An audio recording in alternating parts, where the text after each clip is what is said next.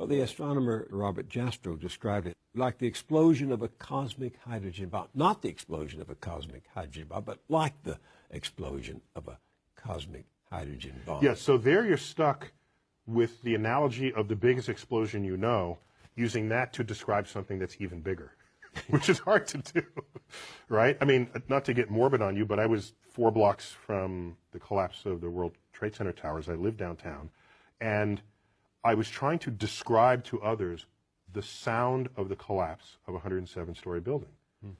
And it is not like anything else. So I can say, well, imagine 2 trains colliding, but how many of us even have heard or seen that? Whatever that is, it's more than that. So you're stuck. If the biggest explosion we've made on it is a hydrogen bomb, then you say it's a cosmic hydrogen bomb. It is,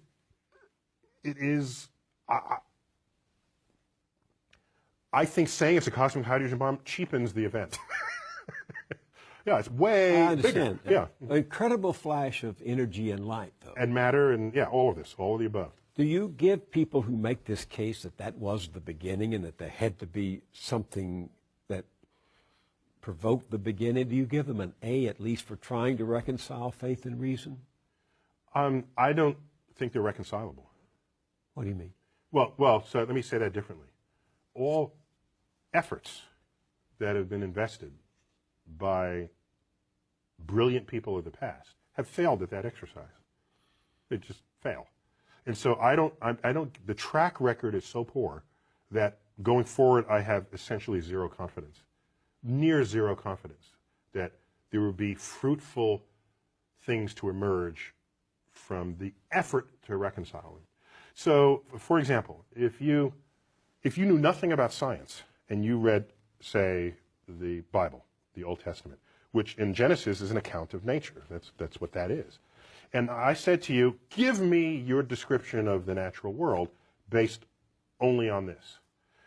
You would say the world was created in 6 days and that stars are just little points of light, much lesser than the sun. And in fact, they can fall out of the sky, right? Because that's what happens during the Revelation.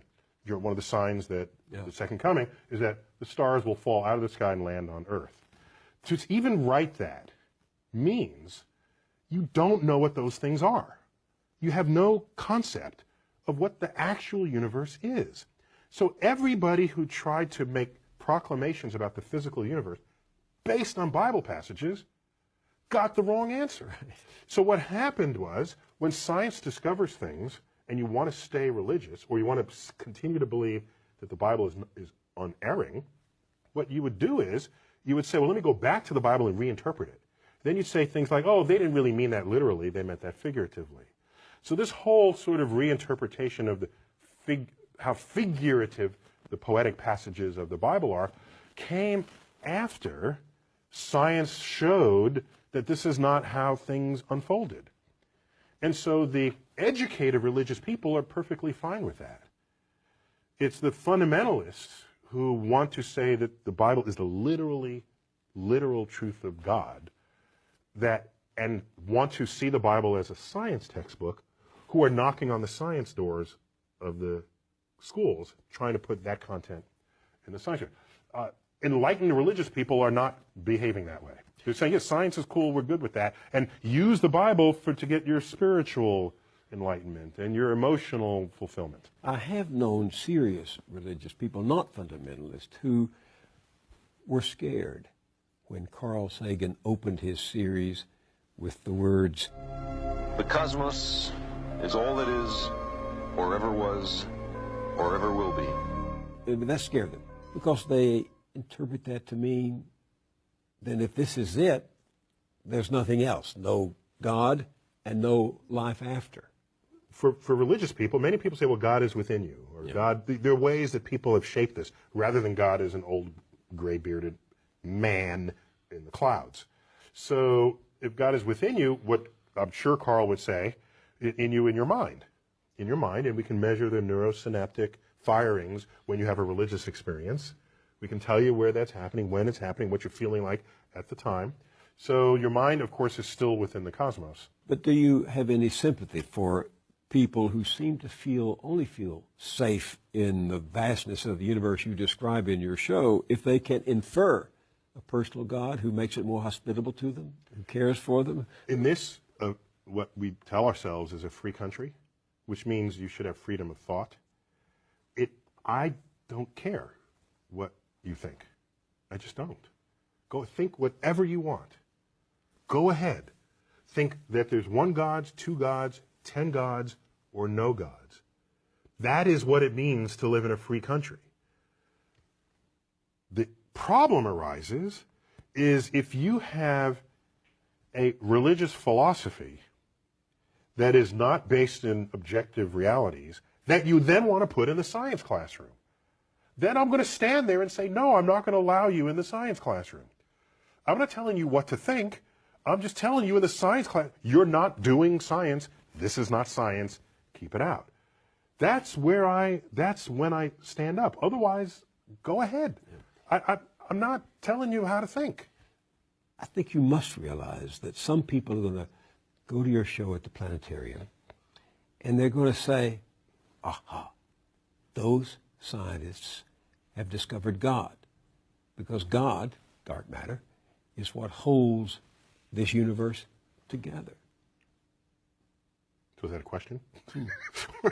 It's a statement. You know they're going to say that. So the history of discovery, particularly cosmic discovery, but discovery in general, scientific discovery, is one where at any given moment there's a frontier. And there tends to be an urge for people, especially religious people, to assert that across that boundary into the unknown lies the handiwork of God. This shows up a lot. Newton even said it. He had his laws of gravity and motion, and he was explaining the moon and the planet. He was there. He doesn't mention God for any of that. And then he gets to the limits of what his equations can calculate. So can't quite figure this out. Maybe God steps in and makes it right every now and then. That's where he invoked God. And Ptolemy, he bet on the wrong horse, but he was a brilliant guy. He formulated the geocentric universe with Earth in the middle. This is where we got epicycles and all the machinations of the heavens. There was still a mystery to him. He looked up and uttered the following words: when I trace at my pleasure the windings to and fro of the heavenly bodies. These are the planets going through retrograde and back. The mysteries of the earth. When I trace at my pleasure the windings to and fro of the heavenly bodies, I no longer touch earth with my feet. I stand in the presence of Zeus himself and take my fill of ambrosia. What he did was he didn't invoke Zeus to account for the rock that he's standing on or the air he's breathing. It was this point of mystery. And in gets invoked God. This, over time, has been described by philosophers as the God of the gaps. Mm-hmm. If that's where you're going to put your God in this world, then God is an ever-receding pocket of scientific ignorance. If that's how you're going to invoke God, if God is the mystery of the universe, these mysteries, we're tackling these mysteries one by one. If you're going to stay religious at the end of the conversation, God has to be more to you than just where science has yet to tread. So to the person who says, maybe dark matter is God, if the only reason why you're saying it's because it's a mystery, then get ready to have that undone.